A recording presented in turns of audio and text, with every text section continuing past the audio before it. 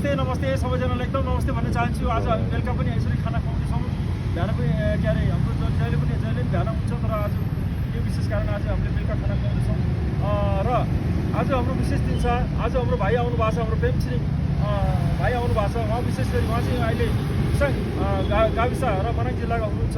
उहाँ चाहिँ विशेष गरी के को लागि पाल्नु भएको छ भने आज उहाँका आदरणीय पूज्य स्वर्गीय बाबा हाम्रो छिरिङ लोप्साङ गुरुङजीको वार्षिक पुण्यतिथिको सम्झनामा चाहिँ उहाँ र हाम्रो आदरणीय वरिष्ठ समाजसेवी आमा हाम्रो छिरिङ डोल्मा गुरुङज्यूले र साथसाथै सम्पूर्ण परिवारले चाहिँ यो जुन मिठो कुरा खानाको व्यवस्था गरिदिनु भएको छ, यसको लागि चाहिँ म एकदम हाम्रो आदरणीय आमा हाम्रो छिरिङ डोल्मा गुरुङज्यू तथा उहाँका सम्पूर्ण परिवारलाई धन्यवाद दिन चाहन्छु र हाम्रो भाइ प्रेम छिरिङज्यूलाई एकदम धन्यवाद दिन चाहन्छु। व्यवस्थाको बावजुद पनि एउटा समय निकालेर आउनु भएको छ र उहाँका आदरणीय बाबा हाम्रो आदरणीय पूज्य स्वर्गीय बाबा हाम्रो छिरिङ लोप्साङ गुरुङजीको आत्माले स्वर्गको वास होस् भनेर भगवानसँग प्रार्थना गर्न चाहन्छु। र सबैजनाले है हाम्रो आदरणीय बाबा हाम्रो छिरिङ लोप्साङ गुरुङजीको आत्माले स्वर्गको वास होस् भनेर सबैले प्रार्थना गरेर भगवानसँग। र साथसाथै हाम्रो आदरणीय आमा हाम्रो वरिष्ठ समाजसेवी आमा हाम्रो छिरिङ डोल्मा गुरुङज्यू तथा उहाँका